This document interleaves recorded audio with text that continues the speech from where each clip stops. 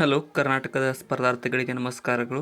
ಈ ವಿಡಿಯೋದಲ್ಲಿ ನಾವು ಕರ್ನಾಟಕ PDO ಮತ್ತು ವಿಲೇಜ್ ಅಕೌಂಟೆಂಟ್ಗೆ ಸಂಬಂಧಪಟ್ಟಂತಹ ಪೇಪರ್ 2ದಲ್ಲಿ ಬರ್ತಕ್ಕಂಥ ಸಾಮಾನ್ಯ ಕನ್ನಡ ಪ್ರಶ್ನೆಗಳನ್ನು ಕೆಲವೊಂದಿಷ್ಟು ಡಿಸ್ಕಸ್ ಮಾಡೋಣ. ಅದಕ್ಕೋಸ್ಕರ ಹೊಸ್ತಾ ಬಂದಿರೋರು ಚಾನಲ್ಗೆ ಸಬ್ಸ್ಕ್ರೈಬ್ ಮಾಡಿಕೊಡ್ರಿ ಮತ್ತು ಕೊನೆವರೆಗೂ ನೋಡಿ. ಕ್ವಶನ್ಸ್ ತುಂಬ ಇಂಪಾರ್ಟೆಂಟ್ ಆಗಿರ್ತವೆ, ಮಧ್ಯೆ ಯಾರು ಬಿಟ್ಟು ಹೋಗಬೇಡಿ. ಮೊದಲನೇ ಪ್ರಶ್ನೆ, ಸಾವಿರಾರು ಹಕ್ಕಿಗಳು ಒಂದೇ ಬಾರಿ ನೀರಿಗಿಳಿತವೆ, ಈ ಒಗಟನ್ನು ಬಿಡಿಸಿ ಅಂತ ಕೇಳಿದ್ದಾರೆ. ಸೊ ಒಂದೇ ಸಲ ಸಾವಿರಾರು ಹಕ್ಕಿಗಳು ನೀರಿಗೆ ಹೋಗುತ್ತವೆ ನೀರು ಕುಡಿಯೋದಕ್ಕೆ ಅಂತ ಅಂದರೆ ಆಪ್ಷನ್ ಬಿ, ಇದು ಅಕ್ಕಿ. ನೋಡಿ, ಅಕ್ಕಿ ಅಂತಂದರೆ ಅನ್ನ ಮಾಡುವಾಗ ಸಾವಿರಾರು ಅಕ್ಕಿ ಬೀಜಗಳನ್ನು ನೀರಿಗೆ ಇಳಿಸ್ತೀವಲ್ಲ, ಆ ಟೈಪ್. ನೆಕ್ಸ್ಟ್, ಇನ್ನು ನಿಯತವಾಗಿ ಬರುವಂತಹ ಗುಣಗಳ ಸಾಲಿನಲ್ಲಿ ಕಂಡುಬರುವ ಚಿಕ್ಕ ಗಣ ಯಾವುದು ಅಂತ ಕೇಳಿದರೆ, ಸೊ ಕೆಳಗಿನವುಗಳಲ್ಲಿ ಸರಿಯಾದಂತಹ ಉತ್ತರವಾಗುವುದು ಆಪ್ಷನ್ ಎ. ನೋಡಿ, ಪದ್ಮಗಣವು ನಿಯತವಾಗಿ ಬರತಕ್ಕಂಥ ಗುಣಗಳ ಸಾಲಿನಲ್ಲಿ ಕಂಡುಬರುವ ಚಿಕ್ಕ ಗಣವಾಗಿದೆ. ನೆಕ್ಸ್ಟ್, ಬ್ಯಾಕ್ಗ್ರೌಂಡ್ ಸ್ವಲ್ಪ ನಾಯ್ಸ್ ಇದೆ, ಅಡ್ಜಸ್ಟ್ ಮಾಡ್ಕೊಡ್ತೀರಿ ಅಂದ್ಕೊಂಡಿದ್ದೀನಿ. ಹೊಸಗನ್ನಡದಲ್ಲಿ ಹೀನಾರ್ಥ ಪ್ರಾಪ್ತಿಗೆ ಉದಾಹರಣೆಯಾಗಿರುವ ಪದ ಯಾವುದು? ಹೀನಾರ್ಥ ಪ್ರಾಪ್ತಿಗೆ ಉದಾಹರಣೆಯಾಗಿರ್ತಕ್ಕಂಥ ಪದ ಇಲ್ಲಿ ಆಪ್ಷನ್ ಡಿ. ನೋಡಿ, ತೀರ್ಥ ಪ್ರಸಾದವು ಈ ಒಂದು ಹೊಸಗನ್ನಡದ ಹೀನಾರ್ಥ ಪ್ರಾಪ್ತಿಗೆ ಉದಾಹರಣೆಯಾಗಿದೆ.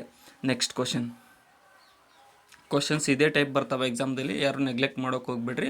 ವಾಗ್ದೇವಿ ಪದವು ಡ್ಯಾಶ್ ಸಂಧಿಗೆ ಉದಾಹರಣೆಯಾಗಿದೆ. ವಾಗ್ದೇವಿ ಅನ್ನುವಂತಹ ಪದ ಯಾವ ಸಂಧಿಗೆ ಉದಾಹರಣೆ ಅಂತ ಕೇಳಿದ್ದಾರೆ. ಇಲ್ಲಿ ಆಪ್ಷನ್ ಡಿ. ನೋಡಿ, ಜಸ್ತ್ವ ಸಂಧಿಗೆ ಇದೊಂದು ಉದಾಹರಣೆಯಾಗಿದೆ ವಾಗ್ದೇವಿ ಪದ. ನೆಕ್ಸ್ಟ್,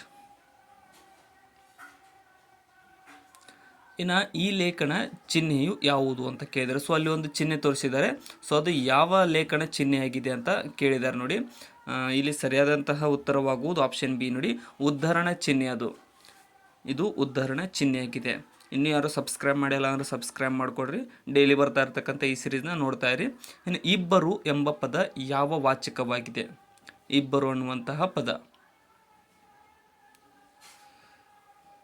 ಇಲ್ಲಿ ಸರಿಯಾದ ಉತ್ತರ ಆಪ್ಷನ್ ಸಿ. ನೋಡಿ, ಇದೊಂದು ಸಂಖ್ಯೆಯ ವಾಚಕವಾಗಿದೆ. ಇಬ್ಬರು ಅನ್ನುವಂಥ ಸಂಖ್ಯೆಯನ್ನು ಸೂಚಿಸುತ್ತದೆ, ಅದಕ್ಕೋಸ್ಕರ ಇದು ಸಂಖ್ಯೆಯ ವಾಚಕ ಪದವಾಗಿದೆ. ನೆಕ್ಸ್ಟ್, ನೀರಲ್ಲೇ ಹುಟ್ಟೋದು, ನೀರಲ್ಲೇ ಬೆಳೆಯೋದು, ನೀರು ತಾಕಿದರೆ ಮಾಟಮಾಯ, ಈ ಒಗಟಿನ ಉತ್ತರ ಯಾವುದು ಅಂತ ಕೇಳಿದರೆ, ಸೊ ಇಲ್ಲಿ ಸರಿಯಾದಂತಹ ಉತ್ತರವಾಗುವುದು ಆಪ್ಷನ್ ಸಿ. ನೋಡಿ, ಉಪ್ಪು ನೀರಲ್ಲಿ ಹುಟ್ಟುತ್ತೆ, ನೀರಲ್ಲಿ ಬೆಳೆಯೋದು, ಮತ್ತು ನೀರು ತಾಕಿದರೆ ಮಾಯವಾಗುತ್ತೆ, ಅಂದರೆ ಕರಿಗೆ ಹೋಗುತ್ತೆ. ಆಪ್ಷನ್ ಸಿ ಇಲ್ಲಿ ಸರಿಯಾಗಿದೆ. ನೆಕ್ಸ್ಟ್, ಇನ್ನು ನಿರ್ಲಜ್ಜೇಶ್ವರ ಅಂಕಿತವನ್ನು ಬಳಸಿ ವಚನವನ್ನು ರಚಿಸಿದವರು ಯಾರು?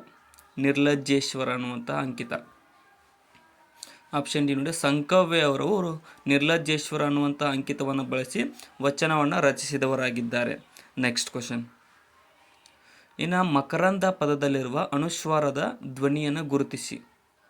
ಮಕರಂದ ಅನ್ನುವಂಥ ಪದದಲ್ಲಿರುವ ಅನುಸ್ವಾರ ಧ್ವನಿ, ಇಲ್ಲಿ ಆಪ್ಷನ್ ಬಿ. ನೋಡಿ, ನಕಾರ ಅನುಸ್ವಾರವು ಈ ಒಂದು ಮಕರಂದ ಪದದಲ್ಲಿ ಕಂಡುಬರುತ್ತದೆ, ನಕಾರ ಅನುಸ್ವಾರ. ನೆಕ್ಸ್ಟ್, ಕೊನೆಗೆ ಎಂಬುದನ್ನು ಹೀಗೆ ಬಿಡಿಸಬಹುದು. ಕೊನೆಗೆ ಅನ್ನುವಂತಹ ಪದವನ್ನು ಬಿಡಿಸಿ ಬರೆದಾಗ ಯಾವ ರೀತಿಯಾಗಿ ಕಾಣುತ್ತದೆ? ಇಲ್ಲಿ ಸರಿಯಾದ ಉತ್ತರ ಆಪ್ಷನ್ ಸಿ. ನೋಡಿ, ಕೊನೆಗೆ ಪ್ಲಸ್ ಕೊನೆಗೆ ಅನ್ನುವ ರೀತಿಯಾಗಿ ಅದನ್ನು ಬಿಡಿಸಿ ಬರೆಯಬಹುದಾಗಿದೆ. ಆಪ್ಷನ್ ಸಿ ಇಲ್ಲಿ ಸರಿಯಾಗಿದೆ. ನೆಕ್ಸ್ಟ್ ಕ್ವಶನ್ ಸಿಂಪಲ್ ಬರಲಿ ಟಫ್ ಬರಲಿ ಒಂದೇ ರೀತಿಯಾಗಿ ನೋಡ್ತಾ ಹೋಗ್ರಿ. ಮತ್ತು ಕಲ್ಲರಳಿ ಹೂವಾಗಿ ಎಲ್ಲರಿಗೂ ಬೇಕಾಗಿ ಮಲ್ಲಿಕಾರ್ಜುನ ಶಿಖರಕ್ಕೆ ಬೆಳಕಾಗಿ, ಈ ಒಗಟನ್ನು ಬಿಡಿಸಿರಿ. ಇದು ಆಪ್ಷನ್ ಬಿ. ನೋಡಿ, ಸುಣ್ಣ. ನೋಡಿ, ಸುಣ್ಣವು ಸುಣ್ಣ ಕರಗಿ ನೀರಿನಲ್ಲಿ ಬೆಳಕನ್ನು ತೋರಿಸುತ್ತಲ್ಲ, ಅದಕ್ಕೋಸ್ಕರ ಇದಕ್ಕೆ ಒಗಟು ಅದಕ್ಕೆ ಸಮಂಜಸವಾಗುತ್ತೆ. ನೆಕ್ಸ್ಟ್ ನೋಡಿದಾಗ ಚಕ್ರ ಪದದ ಅತಿ ಸಮೀಪದ ರೂಪ ಯಾವುದು? ಚಕ್ರ ಪದದ ಅತಿ ಸಮೀಪದ ರೂಪ, ಇಲ್ಲಿ ಸರಿಯಾದಂತಹ ಉತ್ತರವಾಗೋದು ಆಪ್ಷನ್ ಎ. ನೋಡಿ, ಶಕಟ ಅನ್ನುವಂಥದ್ದು ಚಕ್ರ ಪದದ ಅತ್ಯಂತ ಸಮೀಪವಾದ ರೂಪವಾಗಿದೆ. ಆಪ್ಷನ್ ಎ ಸರಿಯಾಗಿದೆ. ನೆಕ್ಸ್ಟ್, ಇನ್ನು ರಾಮಣಂ ಎಂಬುದು ಯಾವ ವಿಭಕ್ತಿ ಪ್ರತ್ಯಯವಾಗಿದೆ? ರಾಮಣಂ ಅನ್ನುವಂತಹ ಪದ, ಇಲ್ಲಿ ಸರಿಯಾದ ಉತ್ತರ ಆಪ್ಷನ್ ಬಿ. ನೋಡಿ, ಇದೊಂದು ದ್ವಿತೀಯ ವಿಭಕ್ತಿ ಪ್ರತ್ಯಯವಾಗಿದೆ. ರಾಮಣಂ ಪದವು ದ್ವಿತೀಯ ವಿಭಕ್ತಿ ಪ್ರತ್ಯಯ. ನೆಕ್ಸ್ಟ್, ಹರಿಬ ಎಂದರೆ ಯಾರು? ಹರಿಬ ಅಂತಂದರೆ ಯಾರು? ಏನು ಹರಿಬ ಅಂತಂದರೆ ಅಂತ ಇಲ್ಲಿ ಸರಿಯಾದಂತಹ ಉತ್ತರ ಆಪ್ಷನ್ ಬಿ. ನೋಡಿ, ಕರ್ತವ್ಯ. ಹರಿಬ ಅಂತಂದರೆ ಕರ್ತವ್ಯವಾಗಿರುತ್ತದೆ. ಹರಿಬ ಆಡು ಭಾಷೆಯಲ್ಲಿ ಕರೆಯಲಾಗುತ್ತದೆ. ನೆಕ್ಸ್ಟ್, ಹಣೂರು ಕೃಷ್ಣಮೂರ್ತಿಯವರ ಅಜ್ಞಾತನೊಬ್ಬುವ ಆತ್ಮಚರಿತ್ರೆ ಯಾವ ಸಾಹಿತ್ಯ ಪ್ರಕಾರಕ್ಕೆ ಸೇರಿದ್ದು? ಇಲ್ಲಿ ಆಪ್ಷನ್ ಎ. ನೋಡಿ, ಇದೊಂದು ಕಾದಂಬರಿಗೆ ಸೇರಿದೆ. ಅಜ್ಞಾತನೊಬ್ಬವ ಆತ್ಮಚರಿತ್ರೆ ಅನ್ನುವಂಥದ್ದು ಸಾಹಿತ್ಯ ಪ್ರಕಾರ ಇದೊಂದು. ನೆಕ್ಸ್ಟ್, ಛತ್ರಿ ಪದದ ಸಮಾನಾರ್ಥಕವಲ್ಲದ ರೂಪವನ್ನು ಗುರುತಿಸಿರಿ. ಛತ್ರಿ ಪದದ ಸಮಾನಾರ್ಥಕವಲ್ಲದ ರೂಪವನ್ನು ಗುರುತಿಸಿರಿ ಅಂತ ಕೇಳಿದ್ದಾರೆ. ಸೊ ಈ ಕೆಳಗಿನವುಗಳಲ್ಲಿ ಸರಿಯಾದ ಉತ್ತರ ಆಪ್ಷನ್ ಸಿ ನೋಡಿ. ಛತ್ರಿಕ ಅನ್ನುವಂಥದ್ದು ಅದಕ್ಕೆ ಸಮಾನಾರ್ಥಕವಾಗುವುದಿಲ್ಲ. ಸತ್ತಿಗೆ, ಛತ್ರಿ, ಚಿತ್ತರಿಗೆ ಇವೆಲ್ಲವುಗಳು ಅದರ ಸಮಾನಾರ್ಥಕ ಪದಗಳಾಗಿವೆ. ಕನ್ನಡ ದಾಸಯ್ಯ ಎಂಬ ಪದ್ಯವನ್ನು ರಚಿಸಿದಂತಹ ಕವಿ ಯಾರು? ಕನ್ನಡ ದಾಸಯ್ಯ ಎಂಬ ಪದ್ಯ ರಚಿಸಿದ ಕವಿ. ಇಲ್ಲಿ ಸರಿಯಾದ ಉತ್ತರ ಆಪ್ಷನ್ ಎ ನೋಡಿ. ಶಾಂತ ಕವಿಗಳು ಈ ಒಂದು ಕನ್ನಡ ದಾಸಯ್ಯ ಎಂಬ ಪದ್ಯದ ರಚನಾಕಾರರಾಗಿದ್ದಾರೆ. ನೆಕ್ಸ್ಟ್ ಕ್ವಶನ್, ನಿಚ್ಚ ಬಂದರೆ ಡ್ಯಾಶ್ ಈ ಗಾದೆಯನ್ನು ಪೂರ್ಣಗೊಳಿಸಿ. ನಿಚ್ಚ ಬಂದರೆ ಡ್ಯಾಶ್ ಗಾದೆ ಅನ್ನುವಂಥದ್ದು ಗಾದೆಯನ್ನು ಪೂರ್ಣಗೊಳಿಸಿ. ಇಲ್ಲಿ ಸರಿಯಾಗುವುದು ಆಪ್ಷನ್ ಸಿ ನೋಡಿ. ನಿಚ್ಚ ಬಂದರೆ ನುಚ್ಚಿಗಿನ್ನ ಕಡೆ ಅಂತ ಕೇಳಿದ್ದಾರೆ.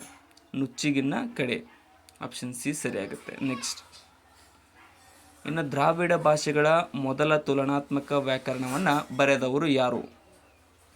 ದ್ರಾವಿಡ ಭಾಷೆಗಳ ಮೊದಲ ತುಲನಾತ್ಮಕ ವ್ಯಾಕರಣದ ಕರ್ತೃ. ಇಲ್ಲಿ ಆಪ್ಷನ್ ಎ ನೋಡಿ.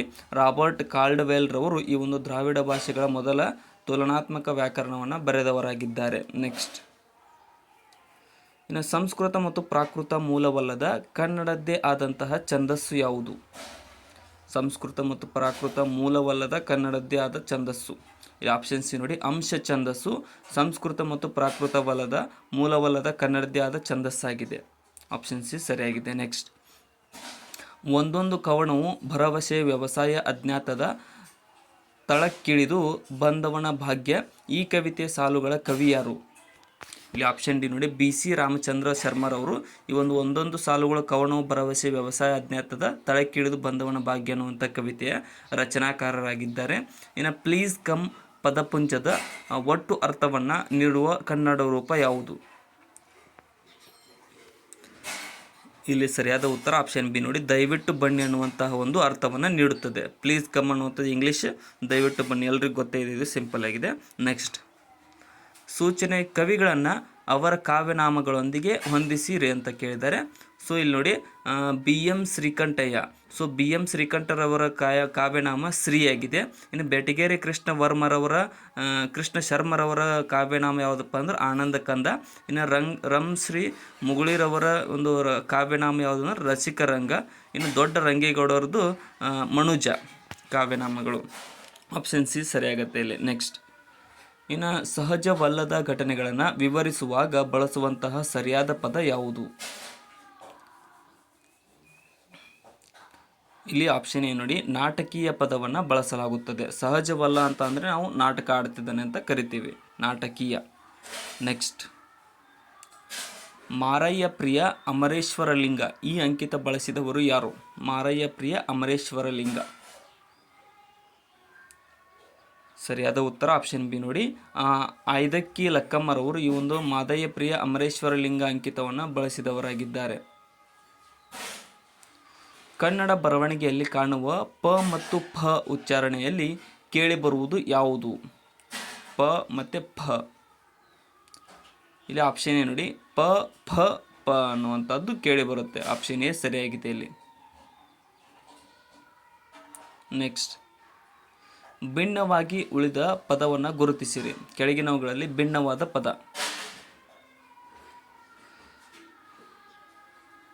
ಇಲ್ಲಿ ಆಪ್ಷನ್ ಡಿ ನೋಡಿ. ಕಾರ್ತಿಕ ಅನ್ನುವಂಥದ್ದು ಇವುಗಳಲ್ಲಿ ಭಿನ್ನವಾದ ಪದವಾಗಿದೆ, ಕಾರ್ತಿಕ. ನೆಕ್ಸ್ಟ್, ಕೃತಿಕ, ಅಶ್ಲೇಷ ಮತ್ತು ವಿಶಾಖ ಒಂದೇ ಅರ್ಥವನ್ನು ಕೊಡ್ತವೆ. ಇನ್ನು ಕತೆಗಾರ್ತಿ ತ್ರಿವೇಣಿಯವರ ನಿಜ ನಾಮಧೇಯ ಯಾವುದು? ತ್ರಿವೇಣಿರವರ ನಿಜ ನಾಮಧೇಯ. ಆಪ್ಷನ್ ಸಿ ನೋಡಿ. ಅವ್ರದ್ದು ಅನಸೂಯ ಅನ್ನುವಂಥದ್ದು ಅವರ ನಿಜವಾದ ಹೆಸರಾಗಿತ್ತು, ತ್ರಿವೇಣಿರವರದು ಅನಸೂಯ. ನೆಕ್ಸ್ಟ್, ಇನ್ನು ಅಭಿನವ ಕಾಳಿದಾಸನೆಂದರೆ ಯಾರು? ಅಭಿನವ ಕಾಳಿದಾಸ ಅಂತ ಯಾರಿಗೆ ಕರೆಯಲ್ಪಡಲಾಗುತ್ತದೆ? ಇಲ್ಲಿ ಸರಿಯಾದ ಉತ್ತರ ಆಪ್ಷನ್ ಎ ನೋಡಿ. ಬಸವಪ್ಪ ಶಾಸ್ತ್ರಿರವರಿಗೆ ಅಭಿನವ ಕಾಳಿದಾಸರೆಂದು ಕರೆಯಲಾಗುತ್ತದೆ, ಬಸವಪ್ಪ ಶಾಸ್ತ್ರಿ.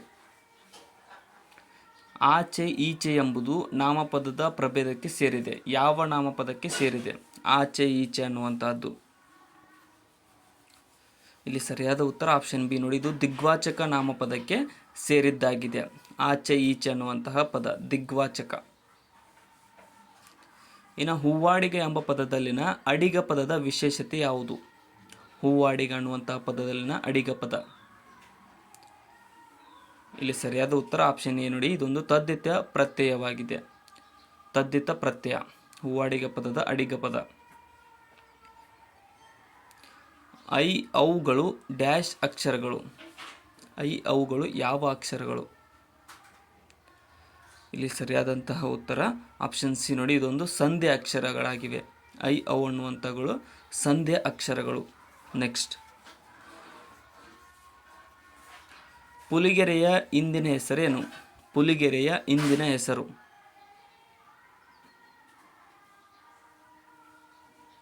ಇಲ್ಲಿ ಸರಿಯಾದ ಉತ್ತರ ಆಪ್ಷನ್ ಸಿ ನೋಡಿ, ಲಕ್ಷ್ಮೇಶ್ವರವು ಪುಲಿಗೆರೆಯ ಇಂದಿನ ಹೆಸರಾಗಿದೆ. ಲಕ್ಷ್ಮೇಶ್ವರ. ನೆಕ್ಸ್ಟ್, ಅಕ್ಷರ ಎಂದರೆ ಯಾವುದು? ಅಕ್ಷರ ಅಂತ ಅಂದರೆ ಏನು? ಇಲ್ಲಿ ಸರಿಯಾದಂತಹ ಉತ್ತರ ಆಪ್ಷನ್ ಡಿ ಆಗುತ್ತೆ. ನಾಶವಾಗದ್ದು ಅನ್ನುವಂಥದ್ದಕ್ಕೆ ಅಕ್ಷರ ಅಂತ ಕರೆಯಲಾಗುತ್ತದೆ. ಸೊ ಇಲ್ಲಿಗೆ ಇವತ್ತಿನ ನಮ್ಮ ಸಾಮಾನ್ಯ ಕನ್ನಡ ಪ್ರಶ್ನೆಗಳು ಮುಕ್ತಾಯಗೊಂಡಿದ್ದಾವೆ. ಕೊನೆಯವರೆಗೂ ನೋಡಿದ್ದಕ್ಕೆ ಎಲ್ಲರಿಗೂ ಧನ್ಯವಾದಗಳು. ವಿಡಿಯೋನ ಆದಷ್ಟು ನಿಮ್ಮ ಫ್ರೆಂಡ್ಸ್ಗೆ ಶೇರ್ ಮಾಡಿ, ಮತ್ತು ಡಿಸ್ಕ್ರಿಪ್ಷನ್ದೊಳಗಡೆ ನಮ್ಮ ಚಾನಲ್ನ ಲಿಂಕ್ಗಳಿದಾವೆ, ಅವುಗಳನ್ನು ಕೂಡ ಫಾಲೋ ಮಾಡಿಕೊಡ್ರಿ. ಮತ್ತು ಏನಾದರೂ ತಪ್ಪು ಅನಿಸಿದರೆ ಕಮೆಂಟ್ ಸೆಕ್ಷನ್ದಲ್ಲಿ ಕಮೆಂಟ್ ಕೂಡ ಮಾಡಿ. ಮತ್ತು ಕೊನೆಯವರೆಗೂ ನೋಡೋದಕ್ಕೆ ಎಲ್ಲರಿಗೂ ಧನ್ಯವಾದಗಳು. Thank you so much.